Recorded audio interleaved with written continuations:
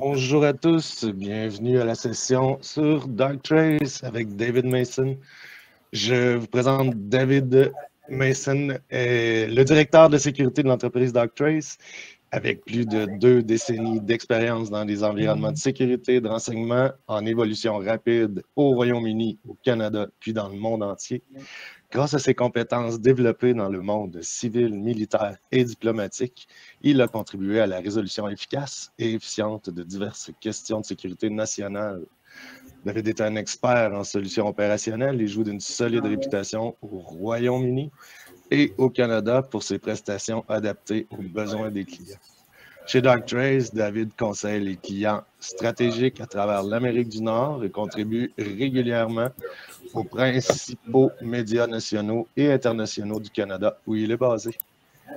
Et il est titulaire d'une maîtrise de l'Université d'Edinburgh. Bonjour David, à toi la parole. Bonjour Thierry, ça va? Ça va bien toi-même? Oui, aussi, c'est bon. Est-ce que je peux commencer? Oh yeah. Really good. So yeah, you guys are gonna be speaking Il in. faut que les gars de la régie ferment leur micro.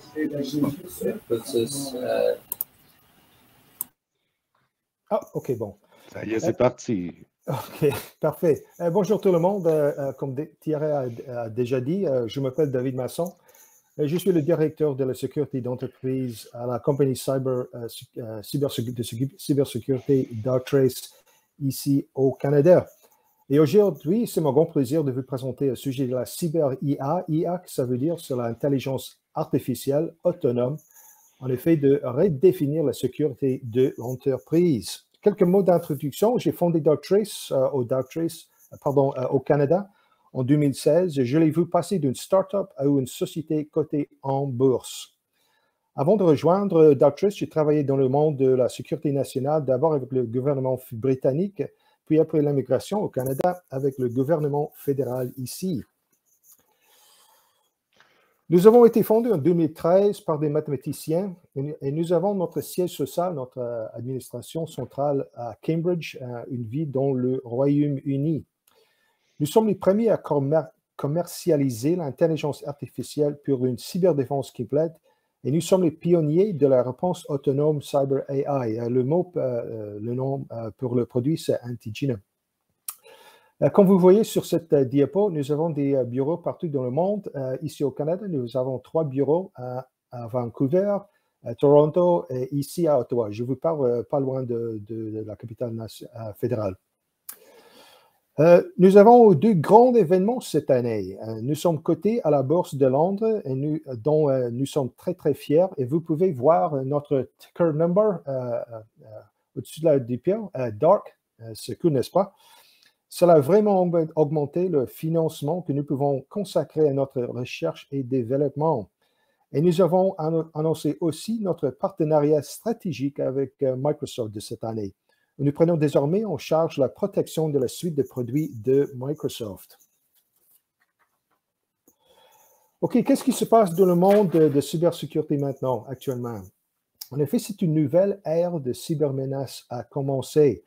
Et voilà pour vous quelques chiffres alarmants au sujet de l'utilisation de l'artificielle intelligence par les attaquants. Je prends quelques des citations. Je dois commencer avec 83% des professionnels considèrent la IA comme nécessaire à la cyberdéfense. Il y a beaucoup de raisons pour ceci. En ce moment, l'échelle de la menace que nous confrontons, la sophistication de la menace et la rapidité de la menace devient de plus en plus grand et c'est très, très dur pour les humains de se tenir en phase avec la menace. Un autre, 97% des professionnels sont inquiets face à l'arrivée des attaques de IA. Nous utilisons l'intelligence artificielle pour défendre les réseaux. Et peut-être que c'est la première fois dans l'histoire qu'on a utilisé une technologie en défense avant l'usage de la technologie par les attaquants. Et je pense que je dois souligner la citation à la gauche du diapo du Forum économique mondial. La première génération d'outils d'IA offensive voit le jour. Alors, ça va arriver, c'est bien évident que ça va arriver. Et au moment où les attaquants commencent à utiliser l'intelligence artificielle pour les brèches, à cette époque-là, ce sera impossible d'utiliser les humains contre le IA. C'est le IA contre le IA. Quoi d'autre se passe? OK, la prochaine génération d'attaques silencieuses est fatale. Les attaques deviendront encore plus furtives au point que même l'esprit humain n'aura plus la puissance de calcul pour rivaliser. Les surfaces d'attaque s'élargissent. Les attaques aux méthodes sophistiquées passent inaperçues. Nous sommes dans un environnement de travail hybride et nous allons probablement le rester. Et la surface des attaques a donc explosé. Nous luttons avec la visibilité de ce qui se passe sur les réseaux. Et les attaquants peuvent se cacher à l'intérieur de bris. Aussi, les campagnes menées par les États-nations sont en hausse. Il se passe beaucoup de choses aux États-Unis actuellement, sur les attaques des États-nations et la nécessité de protéger les infrastructures nationales. Pour quelques raisons que je ne comprends pas, c'est un petit peu calme ici au Canada en ce moment, mais les gens commencent maintenant à se rendre compte qu'ils doivent faire quelque chose. Et je suis bien d'accord avec la citation de Massachusetts Institute of Technology sur le diapo. Les entreprises doivent se préparer à défendre leur parc numérique, leur infrastructure numérique en effet, grâce à l'IA, avant de reprendre l'avantage sur cette nouvelle vague d'attaques sophistiquées. OK, cette diapo ne devrait pas être une surprise pour vous. Désolé que c'est en anglais, mais en raison de la pandémie, nous sommes maintenant tellement dépendants de ces outils de collaboration. C'est incroyable de voir la croissance en utilisant de ces outils. Par exemple, voyez l'exemple de Zoom. Zoom a eu des troubles au début de la pandémie, mais souvent, l'utilisation de Zoom a croisé de 10 millions à 300 millions. Mais peut-être le chiffre le plus incroyable, c'est l'utilisation de Microsoft Teams par jour. 495% de croissance, absolument incroyable. Mais notre dépendance à ces outils est une opportunité pour les attaquants en raison de l'expansion de la surface de menace. Et nous voyons en ce moment une asymétrie entre la menace à laquelle nous sommes confrontés et ce que nous essayons de défendre. Qu'est-ce que ça veut dire? Ce que nous essayons de défendre eux-mêmes devient de plus en plus complexe et de plus en plus complexe pour les humains de comprendre en même temps que la menace devient de plus en plus complexe, de plus en plus sophistiquée, avec une rapidité, avec une vitesse des machines et à une grande échelle en même temps. Qu'est-ce que ça veut dire? Que ce n'est pas juste. Asymétrie, c'est un mot complexe qui en effet veut dire ce n'est pas juste pour les humains. Qu'est-ce qui se passe avec l'approche traditionnelle lorsqu'il s'agit de la cybersécurité? Eh bien, l'approche traditionnelle ne suffit plus. C'est rétrospectif. Même lorsque du machine learning, l'apprentissage automatique est utilisé, il se base sur des données historiques. L'approche traditionnelle est statique, des règles préprogrammées qui ne s'adaptent pas aux environnements changeants. Et aussi, c'est une approche en silo. Solution ponctuelle avec une visibilité réduite et un champ d'action réduit. J'ai rencontré un CISO, je pense qu'en français c'est RSSI, qui avait 75 outils distincts dans sa pile de sécurité. Comment cela peut-il fonctionner? Comment cela peut-il être efficace en effet? Et encore une fois, je souligne la citation de eBay.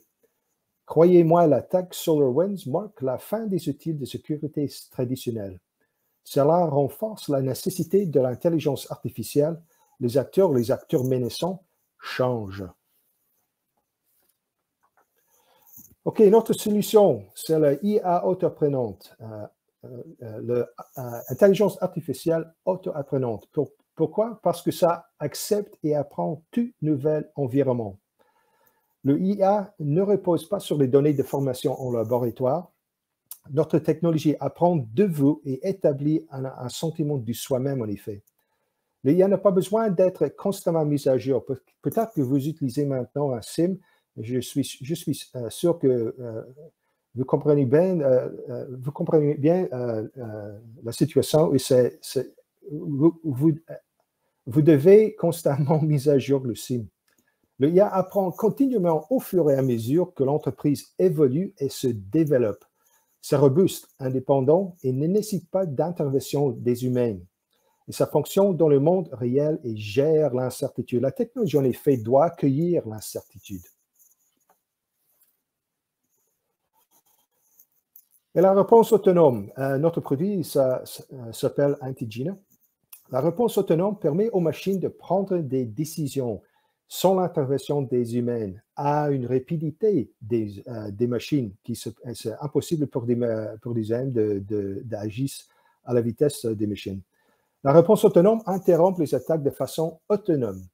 La réponse autonome réagit plus rapidement que les équipes humaines, mais n'impacte pas les activités normales et légitimes. Les opérations de l'activité sont maintenues. Nous avons produit la réponse autonome en 2016 à cause des commentaires de nos clients. Ils nous ont dit que c'est très, très bon que vous avez trouvé une solution pour trouver les menaces sur nos réseaux, mais comment l'arrêter? Mais les commentaires de nos clients et les ransomware en 2016 ont guidé notre réponse autonome.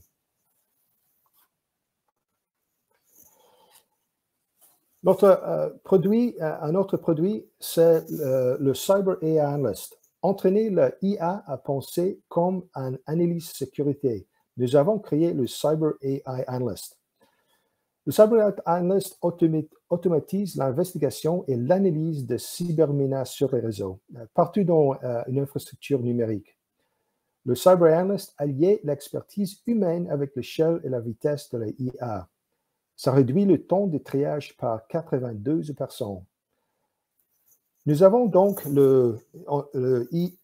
l'intelligence artificielle qui trouve la menace, intelligence artificielle Antigena qui arrête la menace, et maintenant nous avons créé le Cyber Analyst qui enquête sur ce qui se passe sur les réseaux.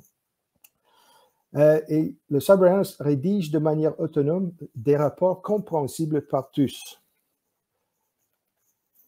L'IA renforce les équipes de sécurité. Bien, il ne s'agit pas de remplacer les humains. En utilisant l'intelligence artificielle, nous avons décidé de supporter, d'augmenter les équipes humaines de sécurité. Et OK, c'est très important pour vous de comprendre qu'il ne s'agit pas de remplacer les humains avec l'IA. L'IA renforce l'équipe de sécurité et lui gagne du temps, beaucoup de temps. Rassemble tous les éléments de l'enquête, ce qui demanderait des heures à l'équipe de sécurité. Peut-être que vous avez en effet un choix de passer 3 minutes, 3 heures, 3 jours, peut-être 3 semaines en enquêtant, en faisant une enquête à ce qui se passe sur un réseau, ou d'utiliser le Cyber Analyst qui tu fais en temps réel. L'IA réévalue continuellement à mesure que de nouvelles informations apparaissent et c'est capable d'investiguer et d'émettre des hypothèses, peu importe la qualité ou la sévérité des attaques. Et voilà, c'est un rapport complet d'analyse de AI écrit par AI. Le rapport est concis et lisible. Cet exemple, c'est en anglais, mais c'est bien possible d'imprimer le rapport en français, allemand, espagnol, italien, chinois, japonais, russe, etc., etc. Le rapport est concis et lisible. Vous pouvez voir que l'IA a posé les questions qu'un analyste humain poserait. Je dois ajouter que maintenant, vous pouvez pointer le IA sur n'importe quoi et elle l'étudiera ensuite. Auparavant, le Cyber Analyst faisait des enquêtes sur les alertes trouvées par le IA, mais maintenant, c'est bien possible de pointer le IA à n'importe quoi sur le réseau pour une enquête. Peut-être que vous avez trouvé un outil, un appareil, peut-être une personne, qui bouge un petit peu bizarrement et vous voulez comprendre ce qui se passe là, c'est bien possible de pointer le Cyber Analyst à cet appareil pour faire une enquête sur demande. Et donc, Maintenant, j'ai quelques exemples de ce que Darktrace a vu dans la nature, dans le monde sauvage de cybersécurité. Le premier premier étude de cas, c'est un téléchargement malveillant d'un fichier dans Box. L'industrie, c'était une distributeur mondiale et le point d'entrée, comme Box compris. Le menace détecté par la IA, il y a deux activités anormales prenant place à un moment anormal et l'emplacement soupçonneux de la IP de l'auteur de la menace. Et c'est très important de comprendre ici que la IA n'utilisait pas des signatures et des règles comme l'approche traditionnelle. La IA a découvert une activité anormale pour l'appareil, pour la personne et pour le réseau total. Et en utilisant ces activités détectées, l'IA a décidé que quelque chose de pas bon se passe sur le réseau. Ici, cet cas, ce n'est pas vraiment une attaque sophistiquée, en effet. Un attaquant a trouvé des informations d'identification authentique, en anglais credentials, dans un ensemble de données quelque part, peut-être sur le dark web, et est entré par la porte d'entrée. Pourquoi pas? Si c'est possible d'entrer dans un réseau par la porte principale, la porte d'entrée, c'est très bon pour l'attaquant, parce que les informations d'identification étaient authentiques, personne ne l'a vu, rien ne l'a vu, l'approche traditionnelle ne l'a vu. Mais Darktrace a vu de vraies informations d'identification utilisées, bien sûr, mais il y avait quelque chose d'étrange, quelque chose de bizarre à ce sujet. L'adresse IPA n'était pas seulement inhabituelle pour l'utilisateur, je pense que c'est sur le début, ouais, c'est en Chine. L'adresse IPA n'était pas seulement inhabituelle pour l'utilisateur, mais pour l'organisation en total.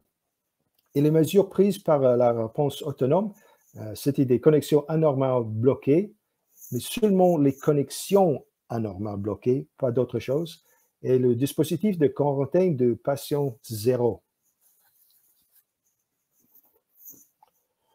OK, une autre étude de cas, c'est une réponse autonome qui neutralisait le ransomware Zero Day. L'industrie fabricante d'électronique, je pense que c'était aux États-Unis, pardon, et le point d'entrée, c'était déjà présent dans l'environnement. Le MAS a trouvé une brèche avant l'utilisation de notre solution d'intelligence, avant l'arrivée de notre intelligence artificielle sur le réseau.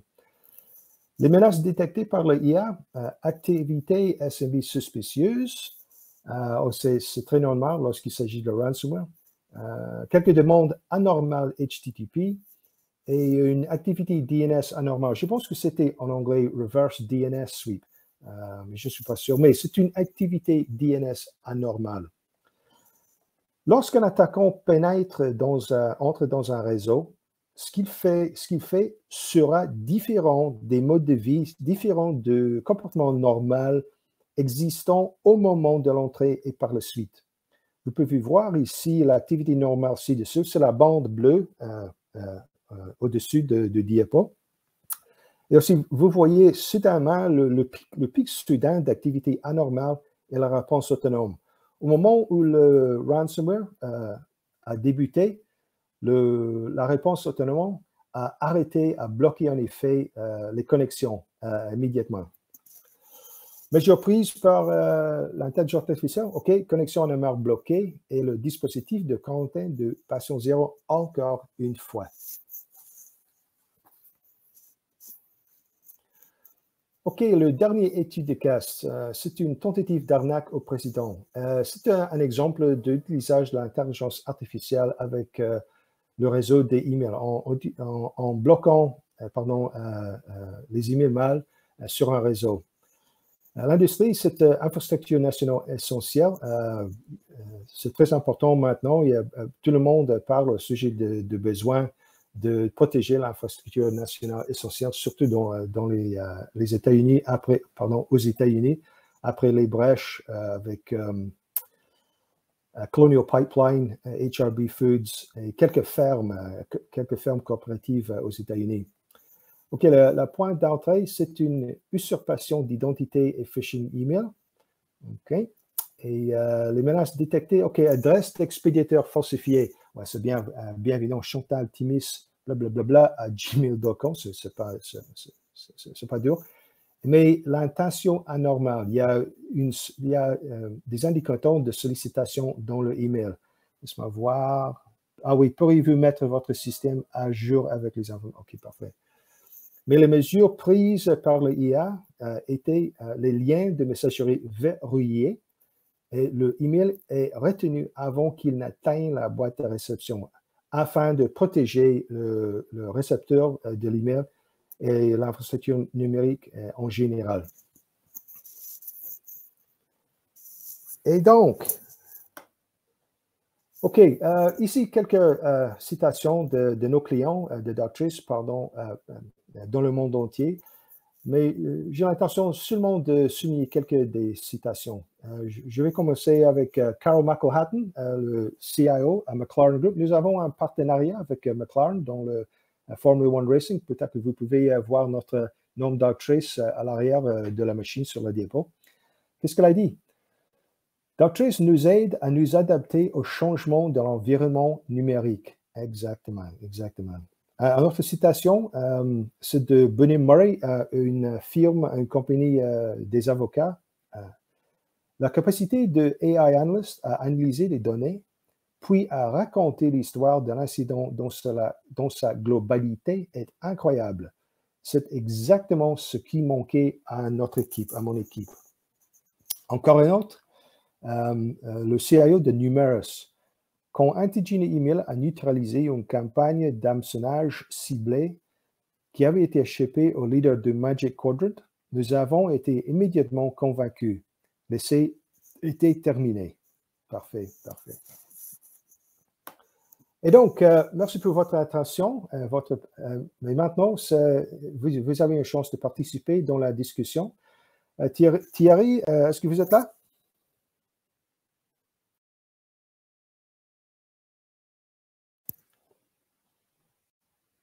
Oui, on est là. Salut. J'avais muté mon appareil ici. Merci beaucoup. Écoute, je vais commencer par te dire magnifique, tout ça en français. Merci beaucoup, bel effort. Est-ce que nous avons des questions? On en a. Ici, je commencerai par ça. Combien de temps faut à l'intelligence artificielle pour apprendre normalement, dans un contexte normal? OK, normalement. Nous avons un processus qui s'appelle une épreuve de valeur, en anglais proof of concept, proof of value, épreuve de valeur. Et normalement, nous laissons le IA sur le réseau pendant une semaine et un fin de semaine, 7-10 jours pour obtenir un contexte riche sur le réseau. Mais c'est bien possible pour l'IA de commencer de trouver des menaces sur le réseau pratiquement après quelques minutes sur un réseau. Je vous donne un exemple.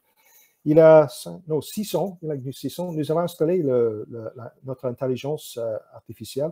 Le mot en anglais pour le produit, c'est Enterprise Immune System. Nous avons installé notre IA dans un Power Station. Désolé, je remets le mot en français pour Power Station.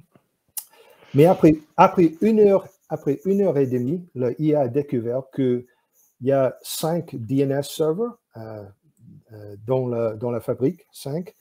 Mais une des 5 a été en train de connecter avec une adresse de IPA 100% rare pour l'organisation en total, OK?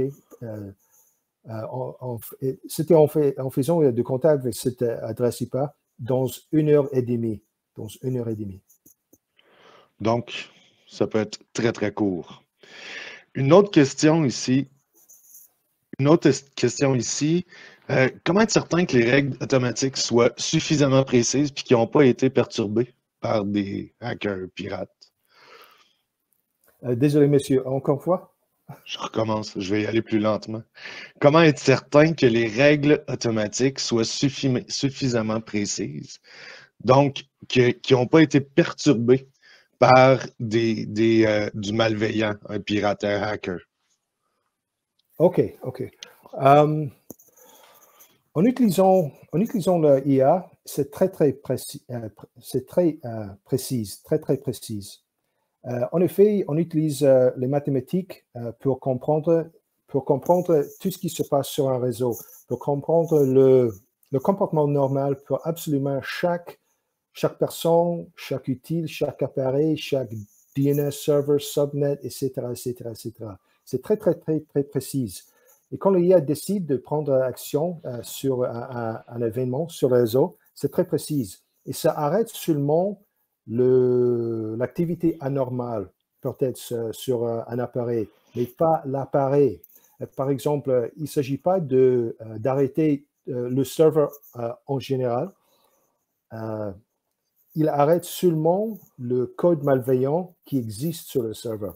Ou par exemple, excuse-moi, si un imprimateur, printer, je pense, si un imprimateur, que fait un imprimateur? Ça copie et ça scanne, OK? Mais si l'imprimateur a décidé de commencer une relation, encore une fois, avec un IP adresse peut-être dans le Corée du Nord, c'est anormal pour l'imprimateur, OK? Le IA va décider d'interrompre, de perturber seulement cette connexion, mais pas l'activité normale pour l'imprimateur, et ça peut continuer de scanner et d'imprimer. S'il existait un compromis lors de l'introduction de l'AI, cela s'apprendrait-il normalement? Ah, OK. C'est une bonne question. C'est une question très normale pour nos présentations. OK. En effet, pendant les premières minutes après l'installation, oui. Mais la IA fait des autres choses. Par exemple, le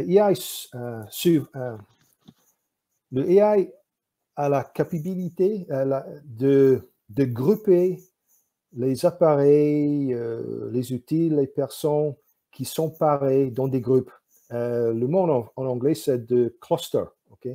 De faire des clusters. C'est de grouper des activités pareilles dans des groupes. Et dans ces groupes, l'IA va commencer de faire une comparaison et de faire un contrat entre les activités de ces appareils ou de ces personnes.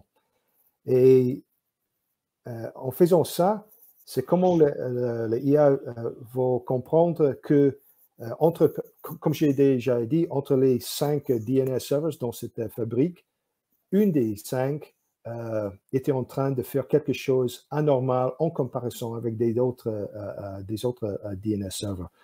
Cette fois-ci, comment l'IA a découvert pratiquement tout le temps les logiciels, les activités anormales, les logiciels malveillants qui existent dans un réseau avant l'arrivée de notre intelligence artificielle. Intéressant. Qu'est-ce qui remplace Darktrace en tout? Qu'est-ce qui remplace? C'est très important de comprendre que, comme j'ai déjà dit, l'approche traditionnelle ne suffit plus. OK? Ça suffit à un niveau, mais après ça, ça ne suffit plus. Le Darktrace ne remplace les outils traditionnels. C'est très nécessaire de continuer d'avoir des pare-feux, par exemple, les antivirus sur un réseau. Mais c'est important de comprendre qu'en utilisant les signatures et les règles, ils sont basés sur deux problématiques. C'est une atteinte de comprendre tout le mal dans le monde entier, OK?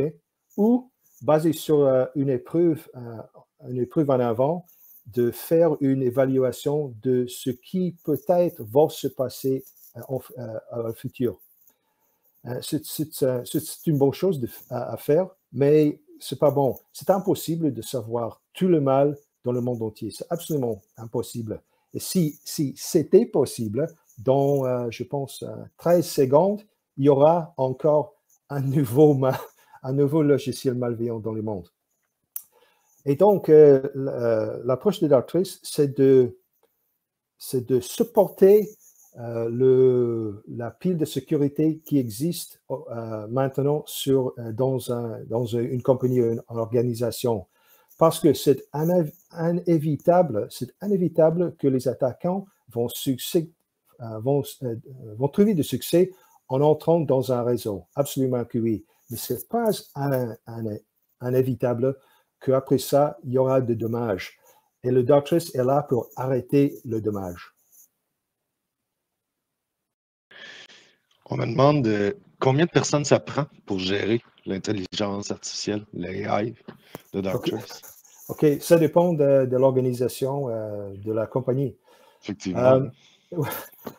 Mais c'est important d'engager avec la solution. Okay? C'est important d'utiliser la solution et les études de sécurité qui existent maintenant.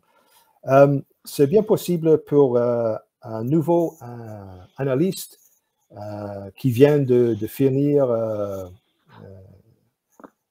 l'instruction à l'université, par exemple, seulement avec 2 semaines d'épreuve d'utiliser Darktrace. Et en effet, c'est possible qu'après 4 heures de formation, ma mère, elle va pouvoir utiliser le Darktrace.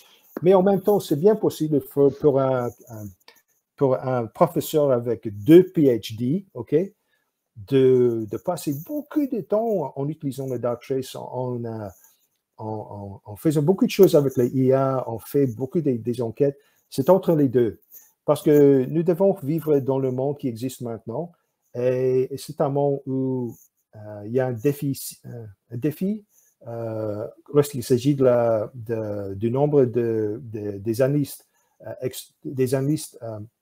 formés pour combattre contre la menace. Le Darktrace, c'est utile à utiliser et c'est difficile à utiliser. Et c'est entre les deux points de spectre. J'en comprends qu'il faut l'appliquer à vos environnements de toute façon. Il faut que ce soit complètement adapté à l'utilisation de l'organisation. Exactement. C'est comme voilà. ça. Hein. Est-ce qu'on a d'autres questions?